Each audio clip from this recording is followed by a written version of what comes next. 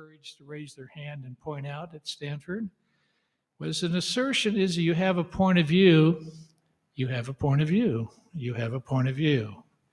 An argument is where you actually have to say, what are the facts behind what you're saying? What are the premises behind what you're saying? Well, argument allows us to have discussion, facts, and we like to think we promote civil discussion with facts, and that's what we're all about. Well, before we start today, I want to thank our event sponsor, Amazon. Thank you very much. We sincerely thank you for your support for being here this morning. Also, I'd like to recognize the elected officials who have come here, and also thank you for your journey into this public arena that you're about to undertake or you have undertaken. And with those of you that are running for public office and or in public office, would you please stand?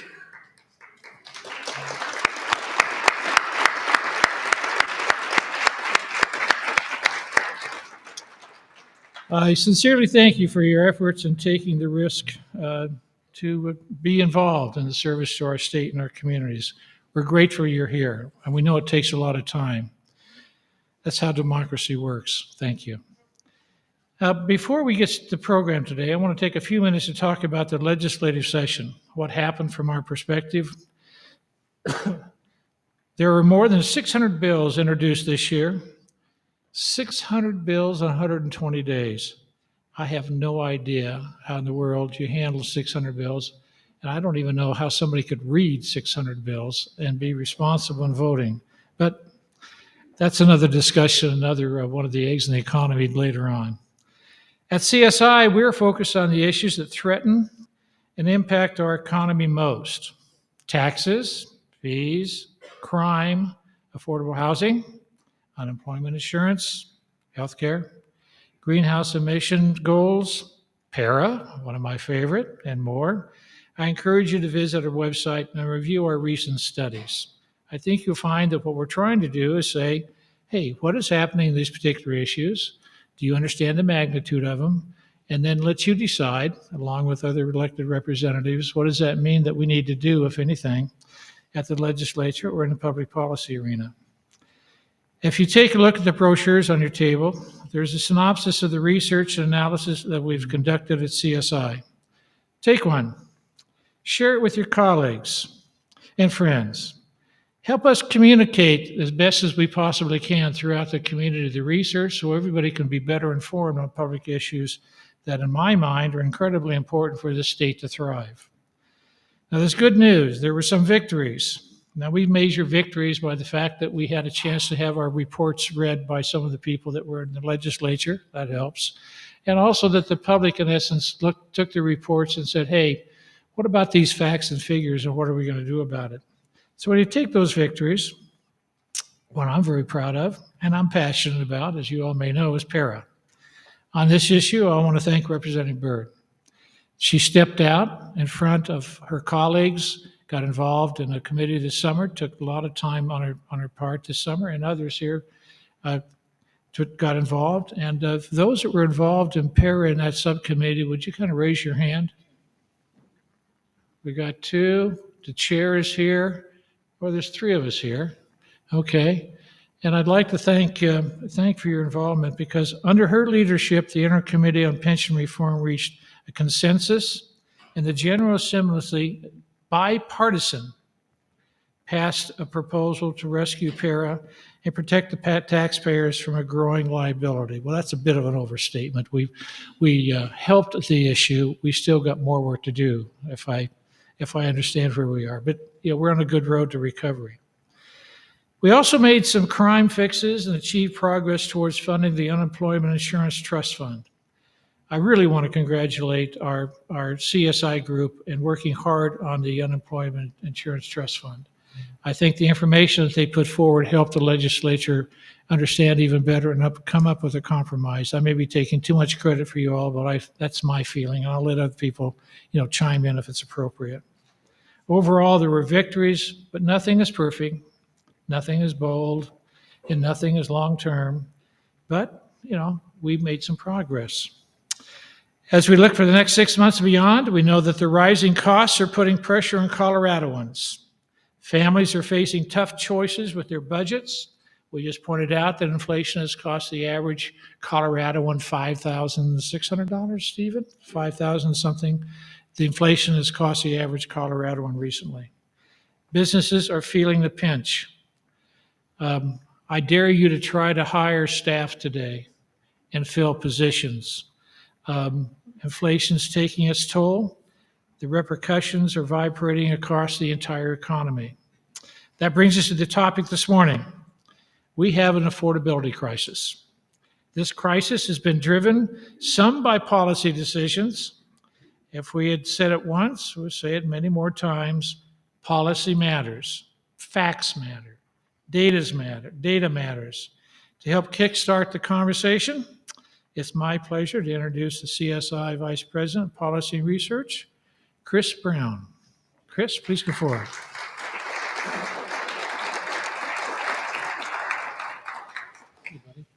Thank you. Sorry. Earl, don't go too far. Don't go too far. Representative Bird, would you come up here real quickly? She has a few remarks to make as well. Yes. So I'm a little short here, so bear with me for a second. So thank you for being here this morning, and it is just my privilege to be able to come up and say a few words about Earl Wright. As he mentioned, I am chair of all things para at the Capitol, including the Pension Review Subcommittee, which he aptly participated on. And all of you should know that we were able to do something really big this session. You know, all things good take a lot of really hard work, and it turned out just paying back what we owed to para was a really big deal and a lot of hard work, and it could not have happened were it not for the advocacy of Mr. Wright. So I hope you'll all join me in a round of applause thanking him for his service to the state of Colorado. She's the one that did it. And this is a great summary of our work and some pictures of our signing ceremony with the governor, and it is such well-deserved recognition. Thank you so much. Yes, thank you. Her leadership actually made it happen, so there, give her a round of applause.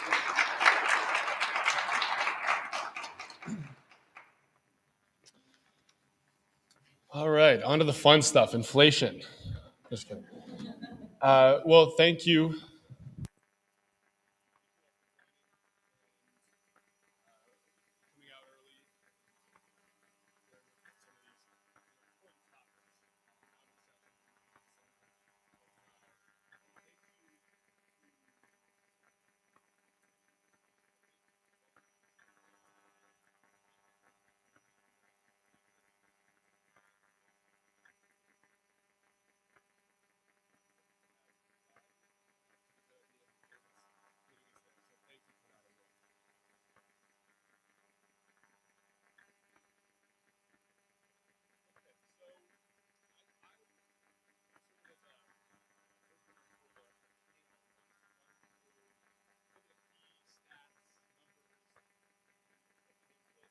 That you can scan on the front, go to the website, there's a QR code, you can find the full reports on our website. So I encourage you to dig a little further, and we'll hold on questions until after the panel so that if panelists an opportunity to respond, and they might provide a little more color than I do here. We spend a lot of time when we do work around public policy, around economic issues, saying how do we make this a kitchen table issue? And I think inflation and high inflation is the ultimate kitchen table issue. You don't need this chart to understand that every Coloradan and you have been impacted significantly. You can look at your grocery bill. We can just put that up here and see the impact. But we wanted to give a really high-level snapshot of what Coloradans have felt since really inflation picked up at the start of 2021. And we're putting out a bi-monthly tracker of the impacts, costs of inflation as the Denver Metro CPI data gets released. And this is, again, a look at some of the major categories average Colorado household spending more than $1,500 since 2021 as a result of higher inflation that we've seen. And a small note, but this is really something that grows and accumulates over time. So March last year, when this started to spike and inflation grew 2-3%, you weren't spending quite as much. Now this is $300, $400, $500 a month out of your paycheck relative to what you were spending just 18 months ago. And we've hit record levels for consistently now. We're 40-year highs at over 8% over the last 12 months, which is again down slightly. But an interesting dynamic in the CPI and measurement of inflation is that it does not capture housing prices, because it captures housing as a component of consumption, but it doesn't really truly reflect what we're seeing in the housing market and rising prices. That will trickle in over time.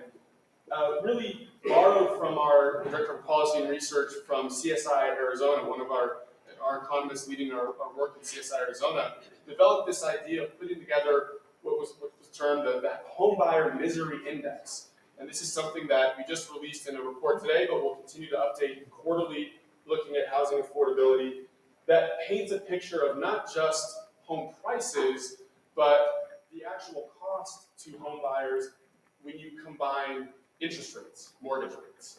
And so what we're seeing is that even if home prices moderate and the growth in home prices moderate as rates increase, the actual cost of home buying could go up, could steadily increase. So we're seeing, that we saw an escalation in home buyer misery moderate slightly 2019 as we saw a slight bump in development.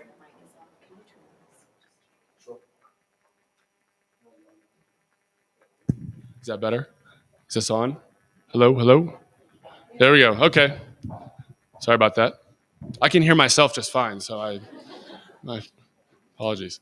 And so something, again, we want to continue to track, but the most recent last 2 years of escalation in home prices has just hit a segment of the economy in terms of new home buyers particularly hard, and this is a critical issue for addressing the long-term competitiveness of our state. Now, frankly, most states are dealing with this as well.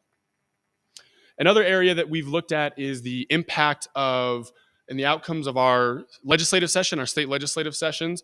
So this is a snapshot of the direct costs coming out of this year's legislative session, really in line with some of the work we've done over the last several sessions, sort of taking a look at the changes in net change in taxes and fees.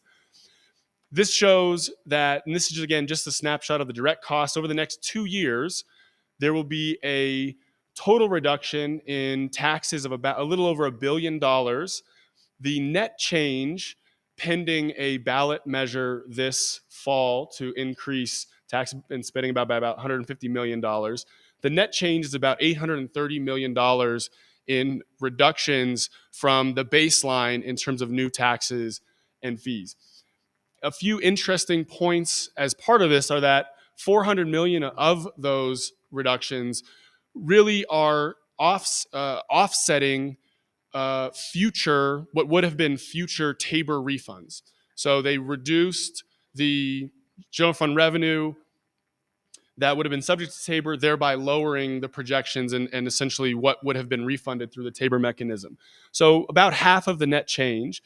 Another way to look at this, the two most significant tax cuts were the property tax reduction, a temporary 2-year reduction in property tax rates that really slow, to some extent, the increase in property taxes.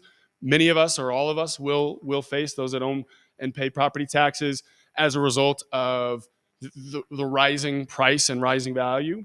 290 million of that is a reduction in unemployment insurance compensation taxes, but the two of those are really reductions in future tax increases as opposed to reductions in existing tax rates. So you can think of it as slowing growth in the tax increases as opposed to reductions from what you might be currently paying today. So we highlight some of these these changes and give you a little bit of a snapshot on some of those depth and that detail that we might get into again in our discussion here in a minute. Another one a report that just will be releasing this morning, be putting out this afternoon.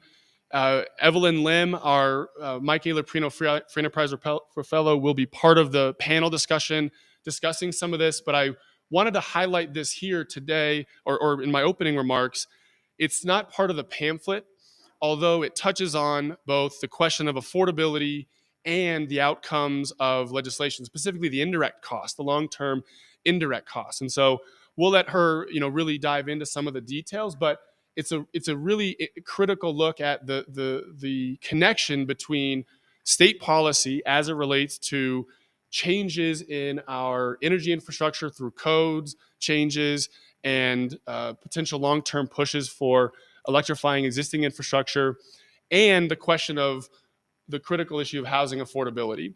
And some of the great work by her and the team uncovered costs as it relates to, if this trend continues and the push to electrify existing homes manifests, the cost statewide would be roughly 15% of GDP, or about $40,000 per home. And so again, we think about the question of affordability layered in with these sorts of rule changes. It really begs the question of, will we see a substantive change in the long run around that affordability question? The final issue as part of the pamphlet is on crime, and something we've highlighted and in our work for the last 6 months. We released a report in December, an update in March that I encourage you to take a look at if you haven't seen. But it's the unfortunate truth that the crime rates across Colorado increased substantially in 2020 and 2021. We're seeing increases this year as well, and those changes in crime rates have costs. They have costs to victims, costs to society, there's costs to the perpetrators themselves, and that is a heavier burden that certain communities, specific communities, feel more than others, but nonetheless increased more than 13% just in the last year to more than $31 billion statewide. And so while this is not the same issue in terms of inflation that you see in your grocery and gas bill, this is something that is having a cost that has ramifications across different markets.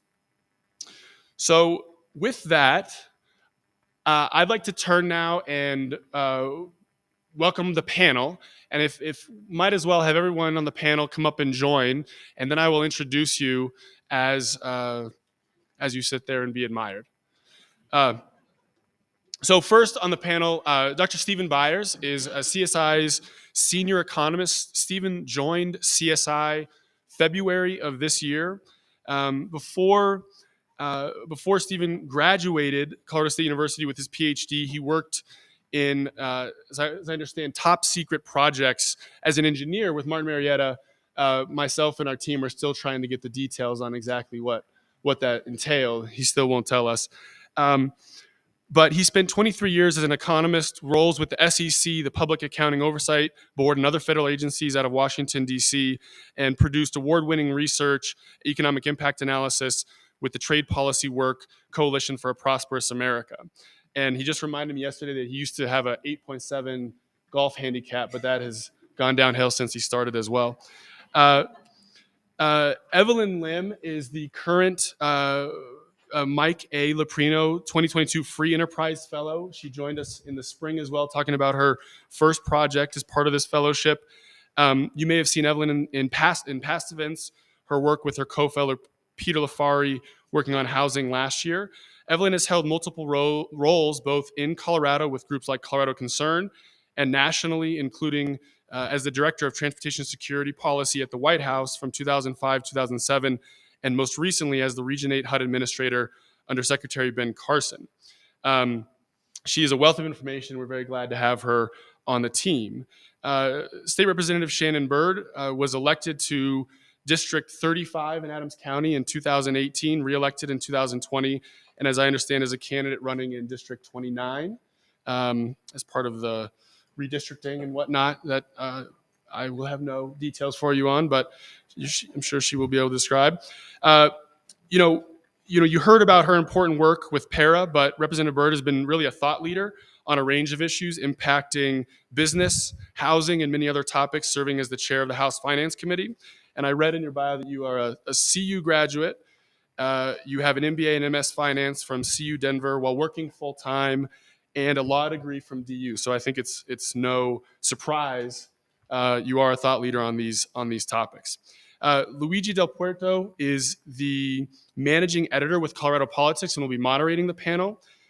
Luigi joined Colorado Politics early this year after being publisher and editor of Arizona News Service, a Phoenix-based media company that covers public policy and politics in the Grand Canyon state. Under his leadership, the Arizona Capital Times snagged nearly 130 journalism awards since 2017. And I have to say, as a fellow former Arizonan, although I did live in the Northeast for years, I have to say that I do appreciate your Twitter takes on the snow and adapting to life in Colorado. And from the looks of it, you've adjusted, as well as you have to the politics here. So thank you very much for moderating, and it shows yours. Thank you, Keith. Thank you, Chris. Thank you, everybody. Good morning. Thank you for having me. Can you hear me okay? Good. Okay, perfect. Just so you know a little bit about me. My wife was Nurse of the Year. My sister-in-law, her sister, was Teacher of the Year. And then that's when I realized I am the weak link in the family. It's great to be here. My family moved to Colorado about 6 months ago. In November, that was before the reports came out that people are in fact leaving Denver. And so, I'm kidding. It's true. So yesterday I called a friend of mine from Arizona and asked, "Hey, how are things over there?" And he said it's 120 degrees. So I'm kind of, Chris, we're stuck between 120 degrees in Phoenix and the city of Denver raising our parking meter rates by 100%. It's now $2 instead of $1. Talking about the issue of affordability. Obviously, it's a very important issue, as Chris has laid out. And I guess the more important question is, what can we do about it? What can we in the state do about it locally? What can the city of Denver, Aurora, Lakewood, Inglewood, the state do about this problem, this challenge that we're facing? I guess I'll start with Representative Byrd. Well, thank you. Thank you again for having me here today. It's such an honor to be part of the panel. There are a lot of things that we can do. Of course, recognizing that Colorado is one part of a much larger ecosystem. The issue of inflation, I think it was already brought up by Chris, is not unique to Colorado, and it's not even unique to the United States. If you read literature, the issue of inflation is impacting countries around the world, and of course, the United States, we are included in that. Good policy is going to focus on what we can do to bring down energy costs, to try to hit some of these drivers of inflation, which has also been our labor shortage. How do we get higher uptake in workforce participation, more people on the job, addressing supply chain concerns? A lot of this policy, I don't know that will come necessarily from the state, but we shouldn't be making it harder for people to go back to work. We shouldn't be making energy costs higher. We shouldn't be making housing costs higher. I know as we get in further onto our discussion, I'll have an opportunity to talk about some of the work that we did this last legislative session to try to free up some of these issues, free up labor, get businesses going again, reduce their costs, keep more money in people's pockets, try to do it in a thoughtful way where we're not all rushing and spending and driving up prices, which is our topic at hand. But I think there are a whole bucket of policy tools that we can bring to the fore in addition to our colleagues at the federal level. Thank you for that, and we'll flesh out those tools in a little bit. But Evelyn, what about from your end? Well, I agree with Representative Byrd. I think that there's a lot of policies that we could be doing that reduce costs here in Colorado, even though it is obviously a global and national issue. Sorry about that. And so I think that we should be really looking at what we can do here in Colorado. My report that was dropped today talks about some of the legislation that passed this last session that really can increase the cost of housing. And so we should really look critically at those types of things, because what we want to do is reduce regulation that adds to the cost, that hurts a lot of people here who, you were lucky to come in when maybe housing prices were taking a bit of a dip. But as we were talking, before the panel, that's really an anomaly in this market.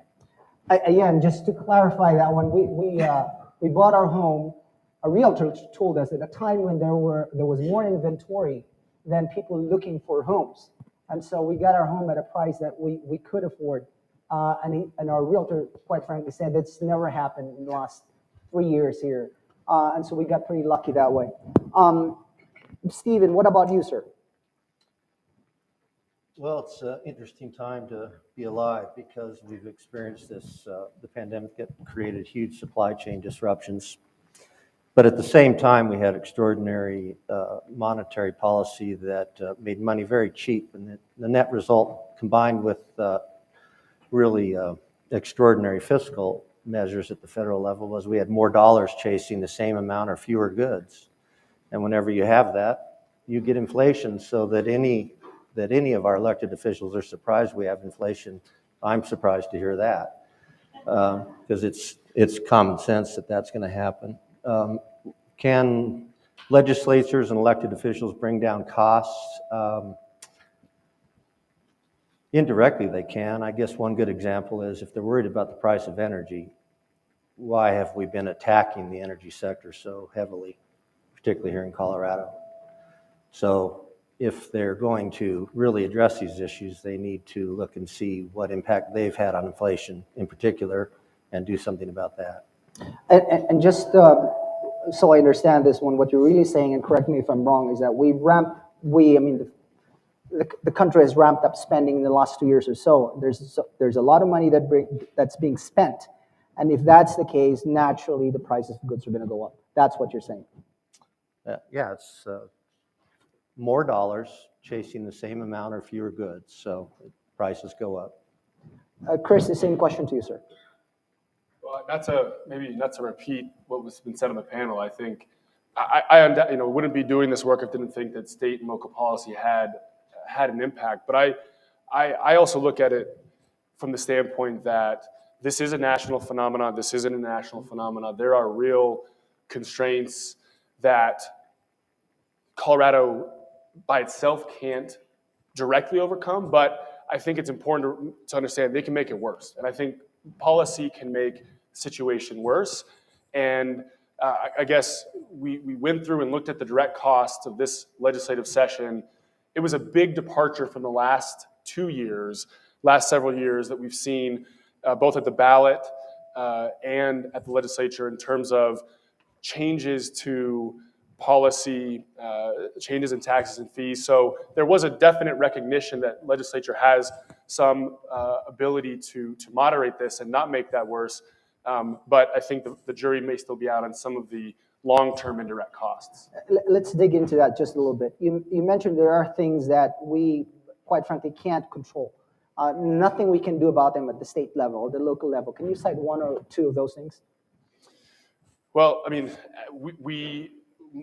many of our products, many of our services exist in a global market. And so we talk about fuel prices that is really underlie a lot of the increase in core inflation is partially driven, in large part driven.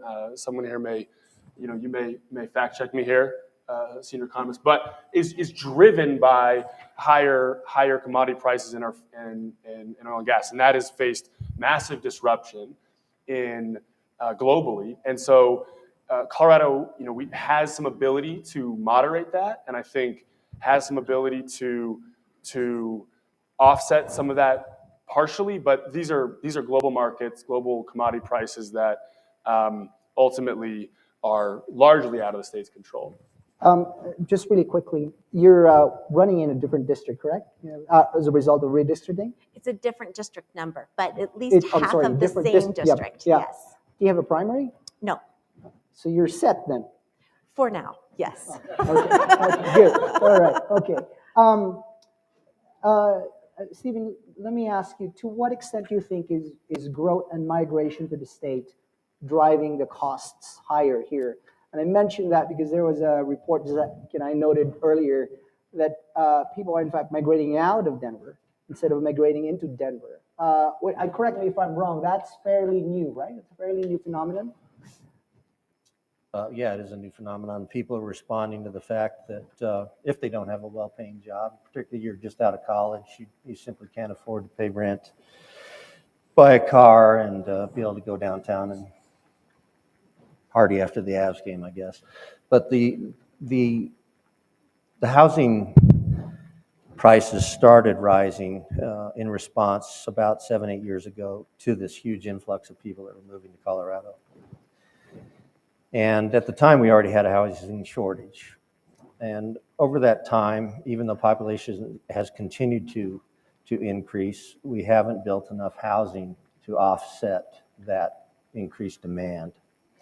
So that's part of the problem. The other problem with housing here, it's exacerbated, is now suddenly you have all this cheap money around, and a lot of people felt like, hey, this is my best opportunity to get into a house. And I think they ignored the nominal price of the house and looked at what their monthly payments would be. And that was working for them for a while until interest rates popped up.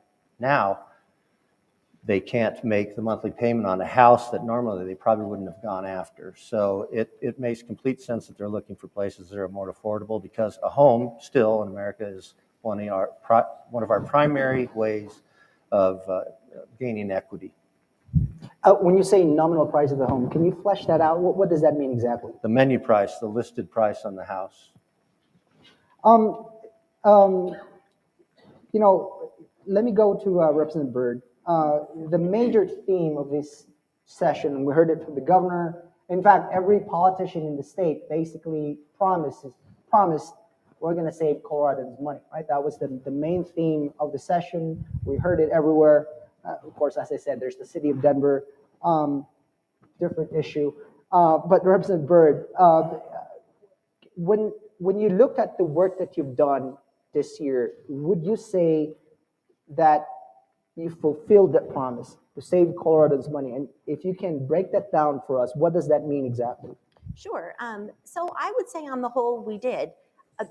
It's interesting. I was kind of going through, and as Earl earlier pointed out, that we looked at over 600 bills this last session, and to try to go back and remember what we worked on and do, the pieces of legislation that I know I took deep dives on. Oops, excuse me for that.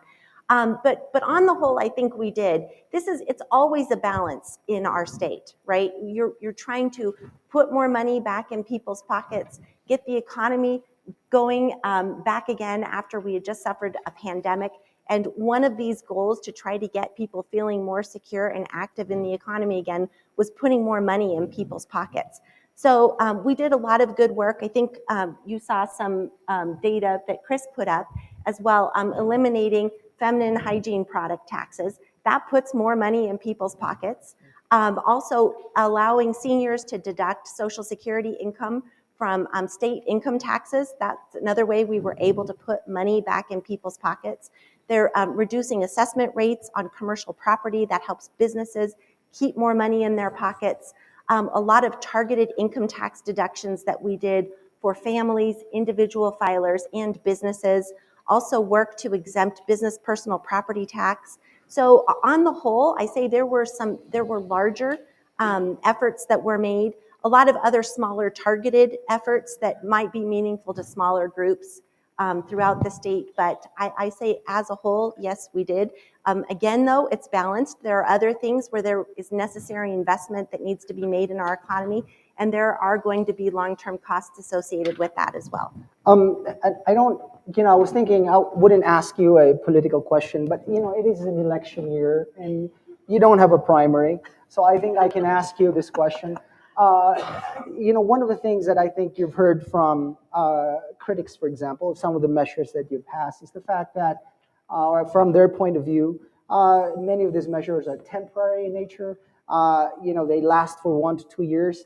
And some of them argue that they're a cynical ploy, I guess that's the phrase I've heard, cynical ploy to court voters in this election cycle because they're not permanent. So I guess a follow-up question is, what's your take on that argument? And second, why are these not permanent reductions in terms of rebates, for example, or the fee reductions that's coming out of the state legislature? That's a great question. And I think most people in this group are very savvy. We know that we have a balanced budget amendment.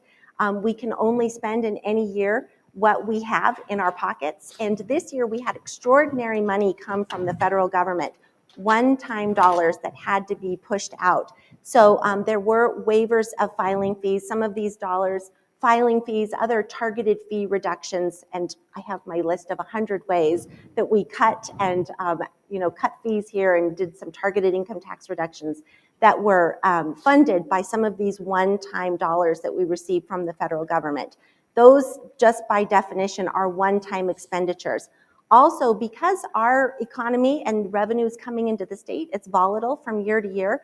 So it's not always prudent for us to build in long-term cost reductions when we don't know in the next year whether we will have revenue coming into the state to support those fee reductions and cost cuts. So much of this is being prudent, knowing what we have and doing what we can when we know we have the money.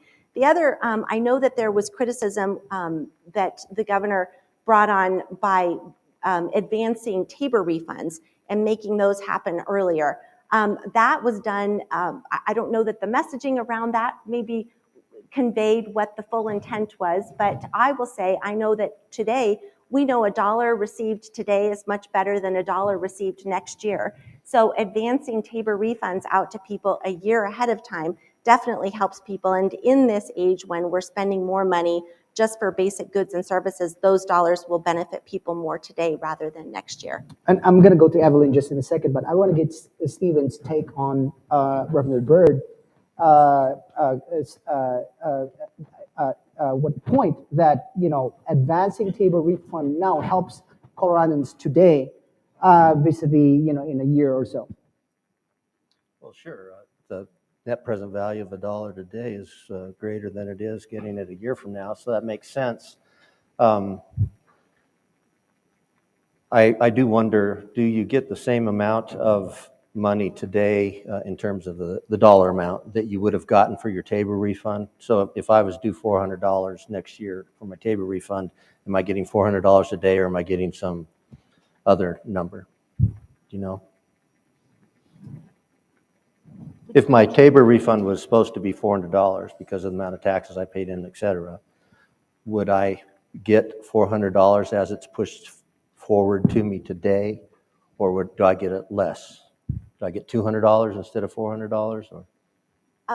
If I'm understanding Yeah, the go ahead, question ma'am. correctly, it's my understanding that the refund actually might be more than $400 going out to people. That's being upward adjusted as our budget people reconcile what tax dollars are received by the state.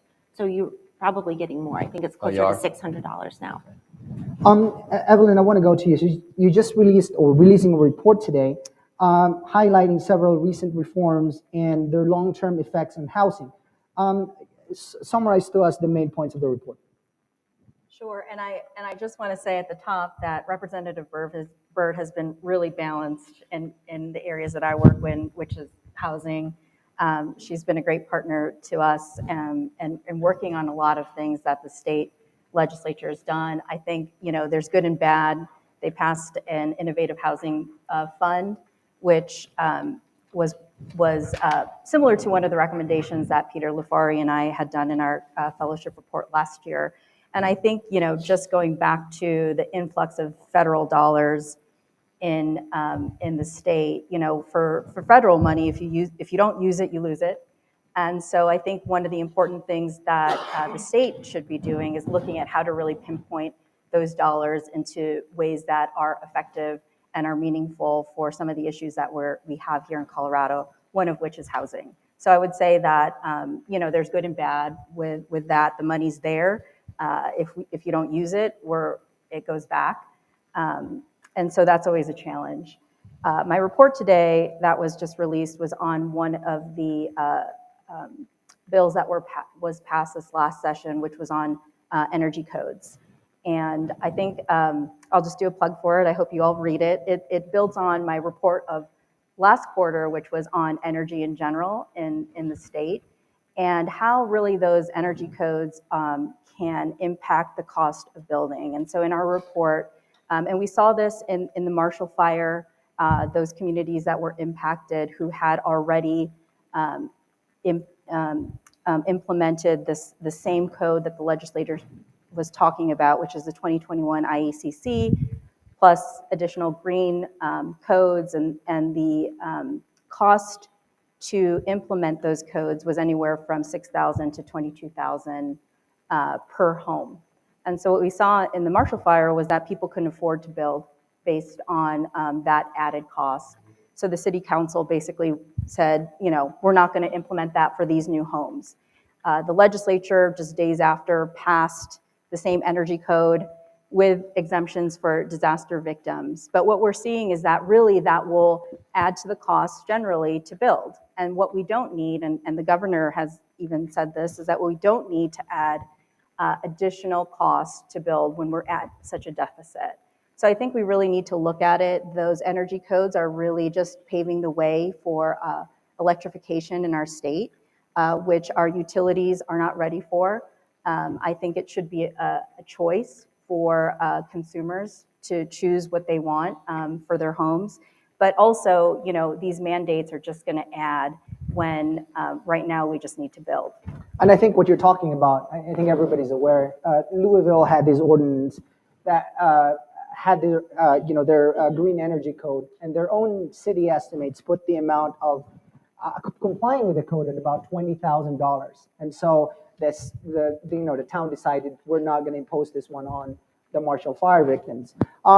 Recently, I read that there's some grant money that's available in Boulder County. It's for $10,000, so you still have to find another $12,000 to actually comply with this with the green building code. I want to ask you. So, Representative Bird, correct me if I'm wrong. It feels like you're defending these policy proposals. It's only because you're the only legislator on the panel.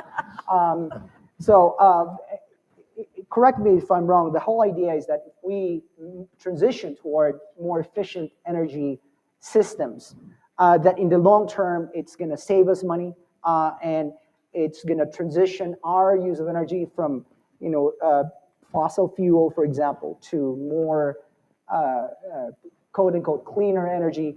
The argument. How does that factor into your report? And what do you make of that argument that we're, maybe we take this pain right now because we're transitioning to something presumably better? Well, I think that, first of all, it's not really accurate to say that we're going to be saving money. So all of that just depends also on the utility costs.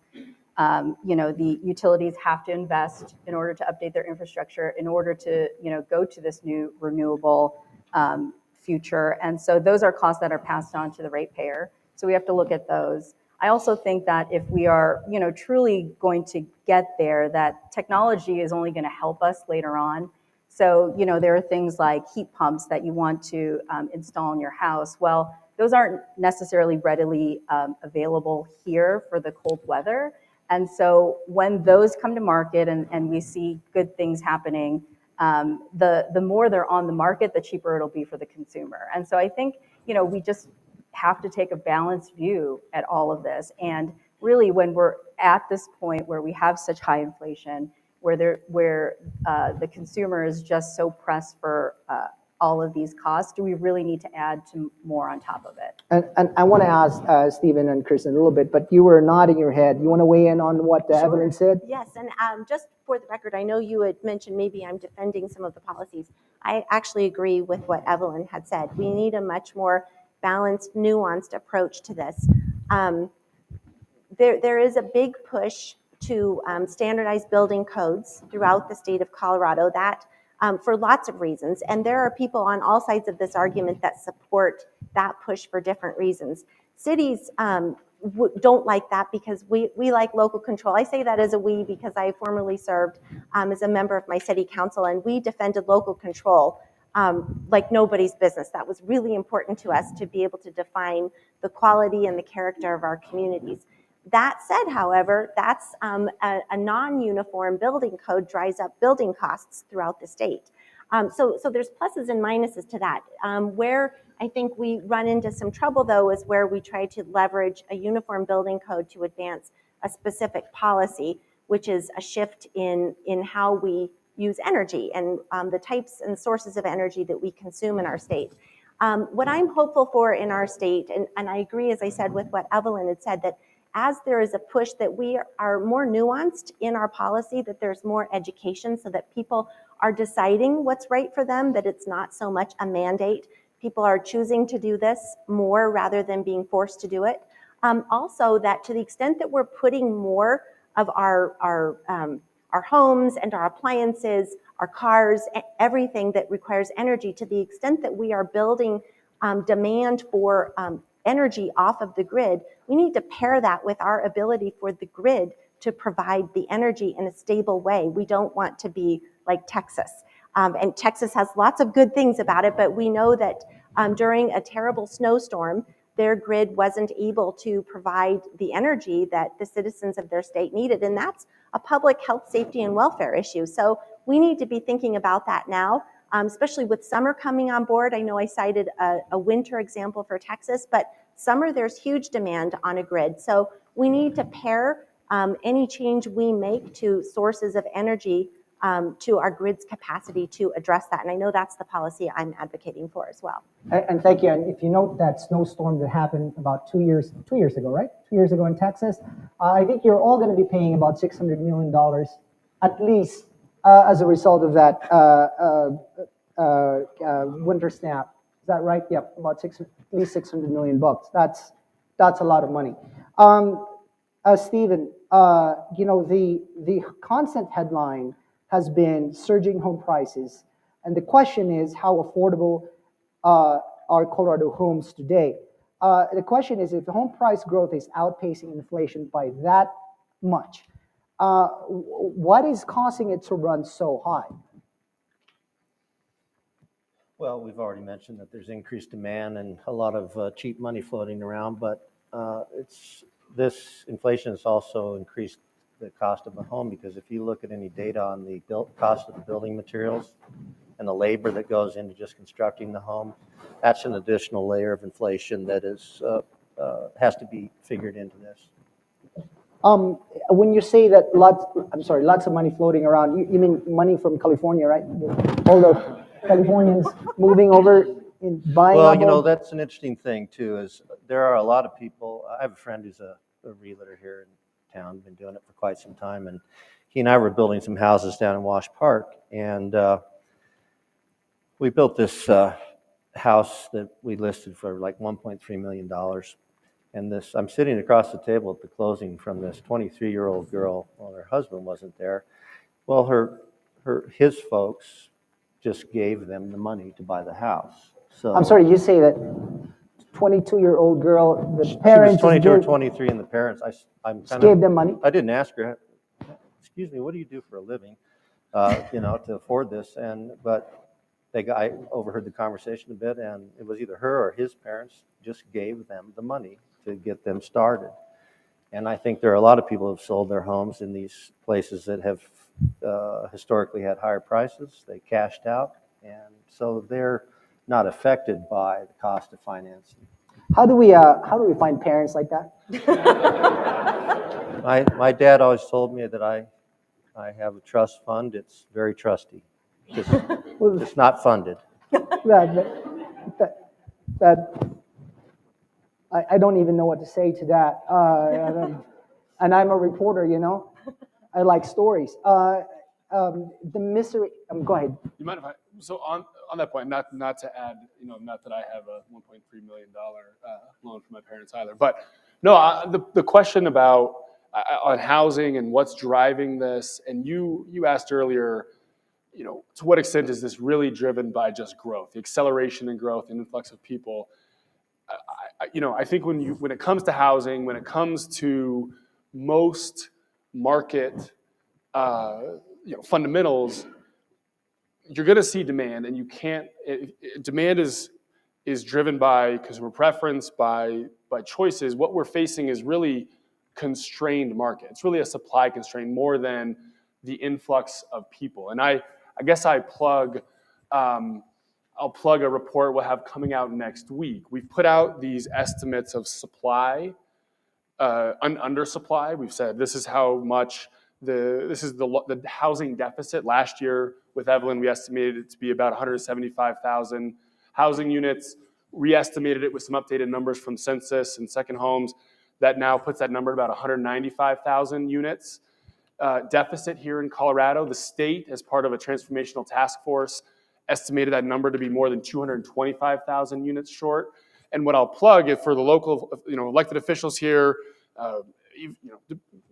local officials, state officials, but wherever your community is, we're going to be putting out a number by county, an undersupply number by county, and then tracking the monthly permit data to see to what extent permits are keeping pace with what that undersupply is and how much we need to fill in the deficit and get back to a more stable. So we want to put a finer point on this question of not just we face a deficit, but actually by county, what is needed and to what extent are we actually seeing that growth, and are we achieving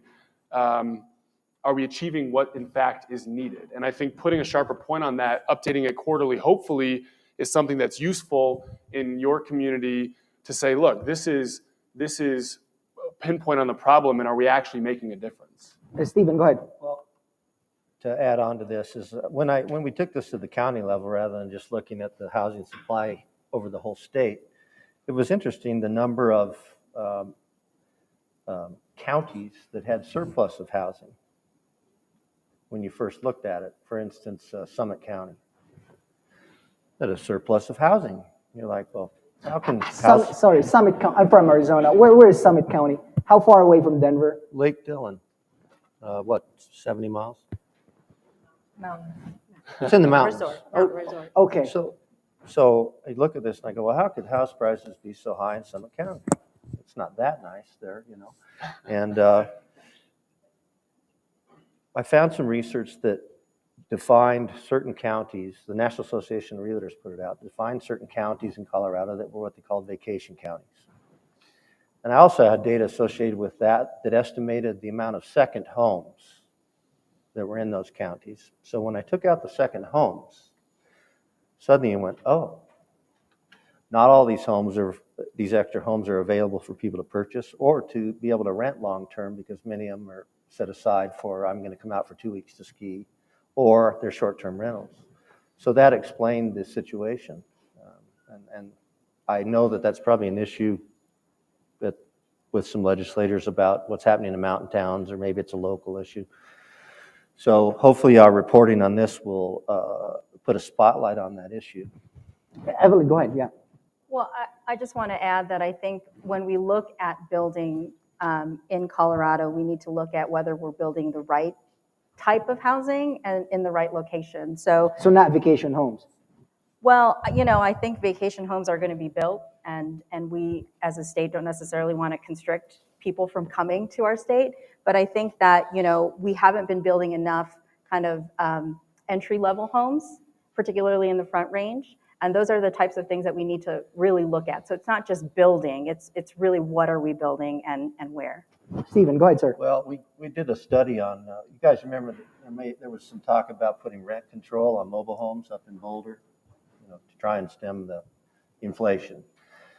So as a side of that, I went through property tax records to find out, well, what kind of homes have we been building over the last 20 years?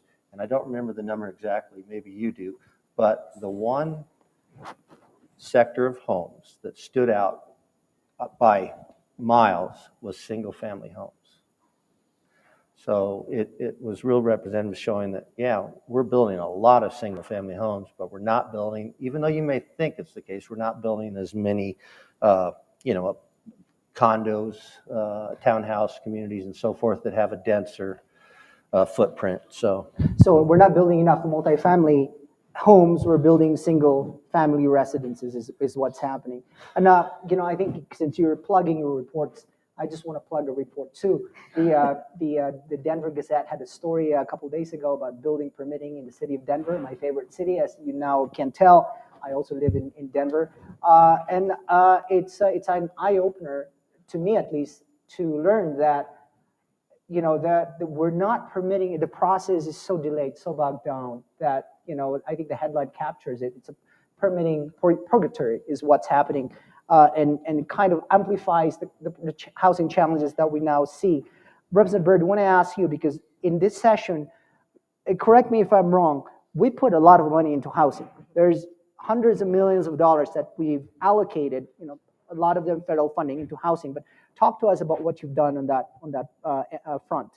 Right. So we did. A lot of the money, again, came from the federal government, and there was a big push to make more grants, invest in innovative housing strategies. That there's one of the bills will highlight funding for 3D printing of homes, trying different types of home construction that will find a way to bring down the cost to construct homes, a revolving loan fund to help build more affordable, either for sale and also home rental product as well. One thing that we did, this isn't related to federal dollars, but we renewed our low-income housing tax credit here in the state of Colorado, and over the next 10 years, that'll amount to $421 million in tax credits. That $421 million long-term investment in trying to bring the private sector dollars in and build more affordable rental housing. And that's a theme in our state. Most of what is getting built, at least that we are able to incentivize, is more rental product. And that's a bit of a challenge. I think that creates a housing stock supply that is out of balance and doesn't help people really have that opportunity to buy a home, build wealth, and gain that financial stability. So we can do certain things at the state level, even with the one-time dollars, but really a lot of those dollars, they are a drop in the bucket. We need to do bigger things that I think fix the way the market works so that the market will operate efficiently, and it's not us trying to find creative ways with tax dollars to spur construction of more rental product. I don't think that was anybody's dream. We'd like to have our own home. And I want to get back to you on fixing the market in a little bit, but I want to ask, Chris, you earlier in your presentation, you talk about the misery index. We're both transplants from Arizona, and if you're from Arizona, you'd think that the market over there is the craziest in the country. And then, of course, you just have to move to Denver. But talk to us about the misery index. And I guess the question I have for you is that, and maybe it's a question for Stephen as well, is that, all right, okay, so how do we resolve such a gigantic challenge such as the misery index that you're talking about? And I guess the second question maybe Stephen can answer. I would say, okay, when do we actually buy a home? If you're like, how many of you are thinking of buying a home? Raise your hand if you are. Yeah, two, all right. So everybody has a home now. That's great. That's awesome. All right, for those two folks, what's the best timing for them? How long do we wait? December? January of next year when it's really like cold here? Is that when? December 17th at 2 p.m. That's when you should go. No, maybe if you would have asked this, a few months ago, you might have had a few more hands up, but people have changed their mind. But no, the idea on the misery index, again, was to spotlight this core issue facing a segment of Colorado that is crucial for growth. The number one issue or top issue we hear when talking with like officials, and I'm sure you hear it from constituents, you hear it from business associations, is we can bring in companies, we can bring in people, but they can't find homes, or they struggle to find homes. And this is an economic development issue. This is no surprise. This is no news for anyone necessarily in this room, but we wanted to ensure that, as we hope and would expect there is a breaking point, prices will moderate. But given where federal interest rates are going and mortgage rates will follow, this is going to reflect even higher costs. And so we wanted to ensure we reflected both of those issues facing facing consumers in that market. Stephen, just really quickly, sir, I think you were going to weigh in. Well, if you're asking when you should buy a house, is as this interest rate increasing cycle that the Fed's pursuing right now goes forward, eventually they'll tame inflation. We don't know when that is. You could look to the futures markets to see what futures prices are in interest rate instruments and get a sense. So this will eventually taper off, and the Fed will have to go back to easing again eventually. And because of this increase in the interest rates, I've already seen that a report from the Mortgage Bankers Association, and maybe Earl can weigh in on this, but new applications for loans for new home purchases were down, it was 80, 90%. And on refinances, it was way down. So people are already responding to the market conditions the way they should, to be rational. And as soon as the demand for that housing through new purchases and the demand for financing goes down, eventually prices will drop because people won't be able to sell their house because they're not getting 10 offers, they're getting one, and it's below market. So prices will start to drop. And it's a cycle we've seen in Colorado ever since I was this big. It'll go up and down. I think we're going to be at elevated levels. It's a long-run trend going upwards, but you'll cycle around that. So the short answer is, just one question. I think and my apologies, there. I wanted to talk about crime. As Chris noted, crime is costing the state $31 billion. Cost the state $31 billion last year, a couple $1 billion from the year before, which is a pretty dramatic jump. But we're fortunately run out of time. I want to ask you if there is one thing that you can do, really, to one reform, one legislation, one city ordinance to address affordability. What would it be? And let me just start with Representative Byrd. Sure. So affordability, I would look at the housing market, and the change we need there is to take another look again at how we handle construction defects in our state. It's something that's long overdue. There needs to be a more rational approach. We want to do everything we can, of course, to preserve good quality home construction. People should get the value for their money, but it should not be so easy to sue everybody for de minimis mistakes. There needs to be some way to rein in liability in a way that brings more rationality to the market and allows it to function more freely. Evelyn? I would agree with that. I think when the legislature passed a construction defect fix, we found out it didn't actually fix it. And so I think addressing that is something that they should take a look at. Again, I will plug my former report on the statewide building codes, because I think that is a nuanced position. We talked about the statewide energy code. I think that the harm there, even though I'm a home rule advocate, we advocated for a statewide building code because we wanted to unlock innovation. So to really take advantage of some of the things Rep. Byrd was talking about with 3D printing, modular homes. If we can assembly line this, so if you build in one jurisdiction, you can build in all jurisdictions, I think we'll see some economies of scale there, which is different from the energy code. Because what you have to do now is take the statewide energy code and then marry it to whatever building code you have in your local jurisdiction. And so I don't think we're actually gaining anything from that. So I think we should look at that. I think that we should really taper down our energy goals. We should retake a look at how we're addressing that as a state. Thank you. Stephen? I like cost-benefit analysis, and I think before any new legislation is passed, it should be required that the legislature has to hire somebody or have their staff do the cost-benefit analysis. And let me just give you an example. Rocky Ford, Colorado, great cantaloupes if you're not from Colorado. You should eat Rocky Ford cantaloupes. There's about 1,500 households out there, homes. The Black Hills Energy Corporation did a study to find out what total electrification of those homes in that community would be. And that means people who were using natural gas to heat and cook. Nope, you're all electric now.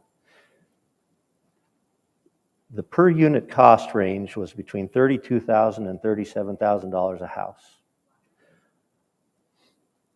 Now, this includes the infrastructure to provide that extra electricity, do the wiring behind the meter and the walls of the house so that you don't burn your house down with all that electricity. And so the total cost of the community was going to be, for 1,500 homes, was between $46 million and $54 million. I would think that a legislator who is going to enforce these new electrification codes would kind of want to hear what the voters think about that before they sign on for that. So, Chris?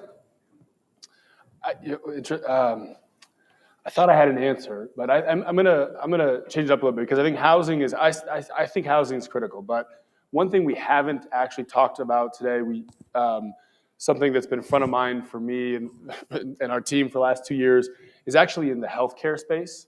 So we saw a pretty substantial reform around healthcare in imposing a Colorado option, or initially termed the public option, that we put out some work highlighting that this is the issues primarily around the now rate setting that is dictated by a 10-year average national rate of inflation now faces major complications with the fact that actual inflation and the state's own estimates for their Medicaid budget for cost growth are 3 to 4 times what the allowable growth rate in these premiums for the new card option will be. That's going through the process right now, which will be introduced and should be made available for consumers later this fall in the individual and small group market.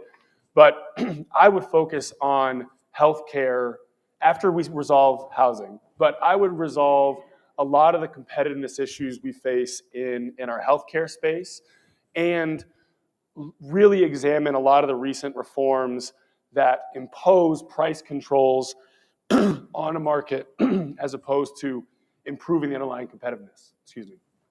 Well, and with that, thank you again for your time. I appreciate 4 things that I got from this conversation. Don't buy a house. Don't drive a car. Don't get sick. And if you haven't married yet, go find somebody whose parents can give you and your new spouse $1.3 million. Thank you again. Appreciate it. Thank you. Thank you.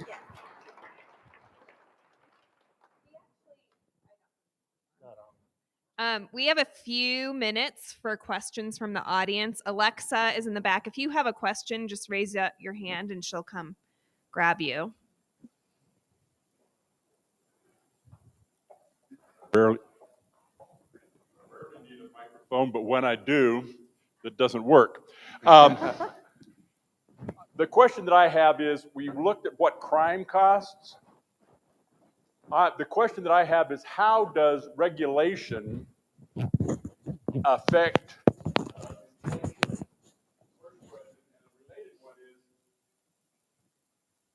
just read, I think it was yesterday's post that said that across the country, governments are having to stop doing stuff because inflation is raising the cost so much. We all heard about the police force somewhere in Michigan who can't go to emergency or anything but emergency calls because they don't have any money for gas. Anybody not hear that?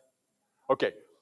So what is the cost of regulation in terms of inflation, and how does that inflation within the public sector affect the government that we're getting, that we're overpaying for? well, the government purchases goods and services in the from the private sector the same way that private citizens do. So the inflationary impact is the same.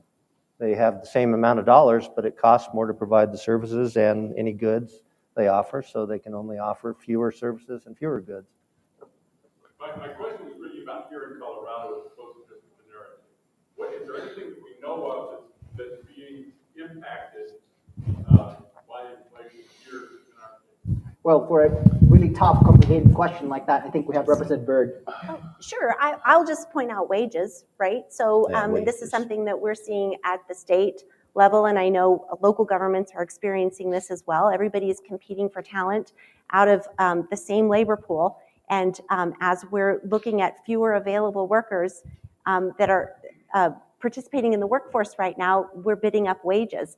So now we're paying more for fewer people, actually. And at the state level, we haven't been able to fill a lot of positions because we're probably more budgetarily constrained than many local governments are, and just cannot compete with the private sector's capacity to pay people and really be competitive in some of these markets. So I would say just probably the biggest place we see this is in staffing. I'll also point out materials costs. So we've passed significant legislation over the past several years to reinvest in transportation infrastructure. So as we see the cost of raw materials go up, that's going to impact our ability to invest in a lot of the maintenance and innovation we're trying to do with transportation sector. That would go for any local government that's trying to invest in water infrastructure. That's a really big deal across, at least I know, Metro Denver. We've got a lot of aging water infrastructure. So costs are definitely impacting what we're able to make in terms of investment in that area as well. Ma'am. Well, I actually have two questions. One, as I've been on the campaign trail, people have asked me, well, why don't they just turn the oil back on so they can make things better and we can, balance everything out? That's one. I mean, I think that's a legitimate and honest question because we know the current policies, day two, oil was turned off and now we're begging people. That notwithstanding, the second one is, how are outside investors impacting housing affordability and availability? And is the term starter home extinct?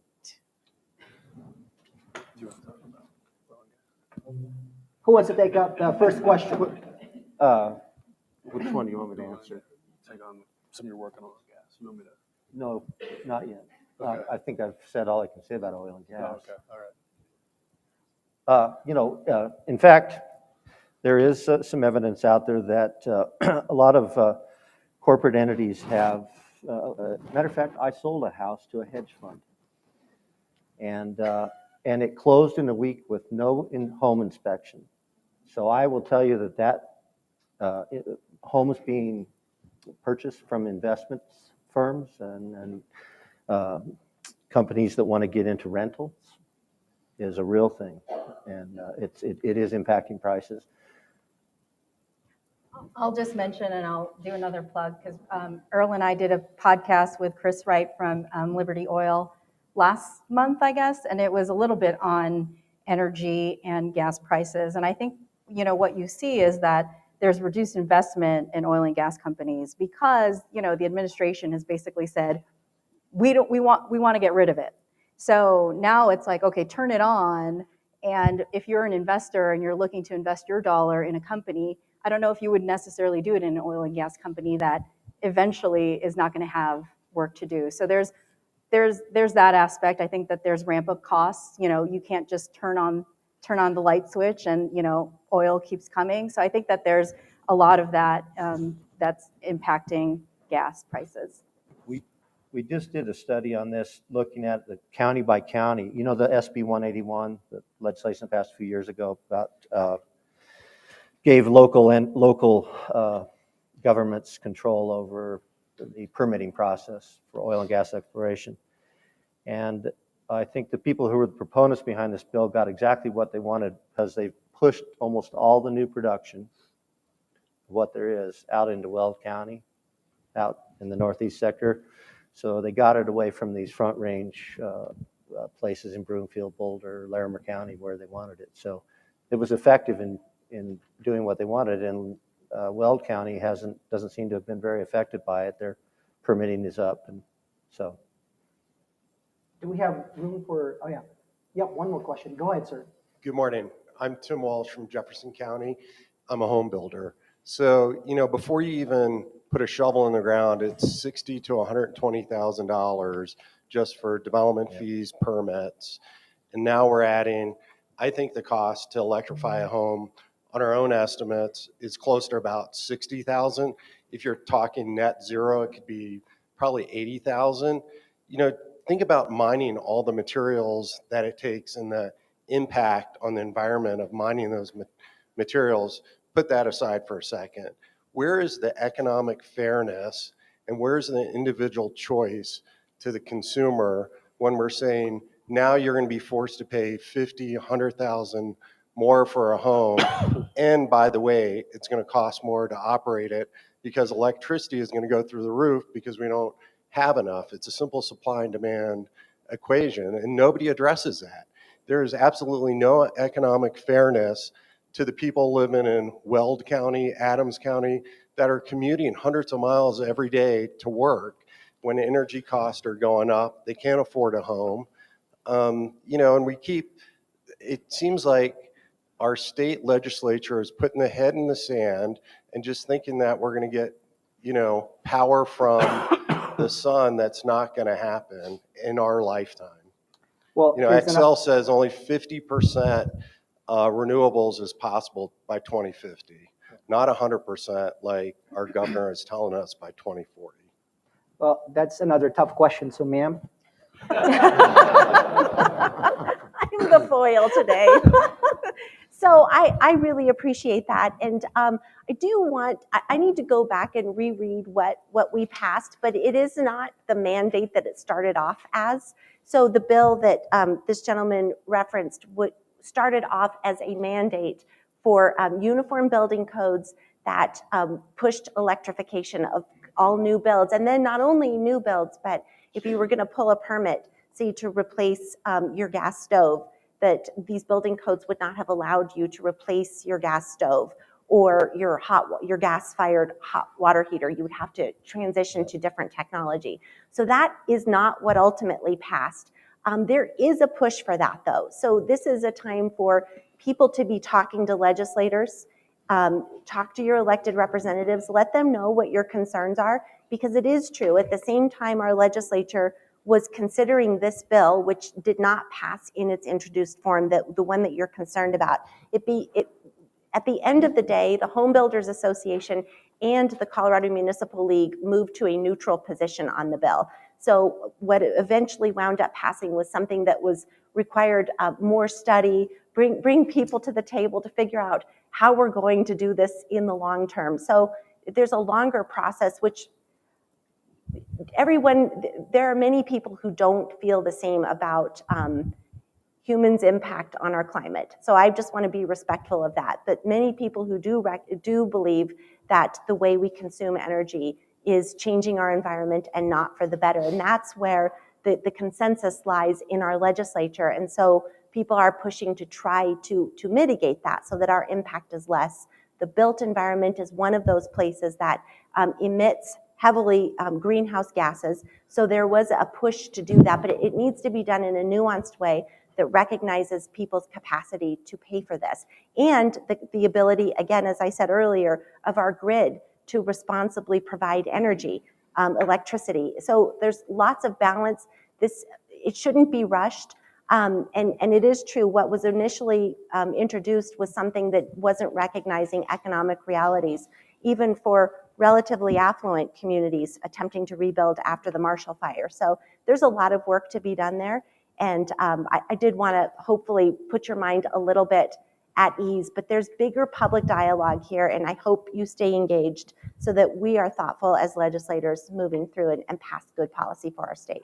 So, sir, after the panel, You can come talk to me some more. Although I think I got a strong sense for where you're at, and I appreciate that. Thank you. I'll just say my report is exactly about this, so download it over at commonsenseinstituteco.org, because Rep. Byrd is right. It's a process for to basically implement these codes, to adopt these codes. I think the stakeholder process is going to be really important in all of this, and I think that the public buy-in needs to be a part of that, because they went through and basically said everybody who's going to be on this energy code board, but the people who are impacted the most, which are the homeowners and the residents in Colorado, don't have a say on that energy board. So I think it's an important thing that that the energy board take public input in this, because it is all over the place. Thank you again, everybody.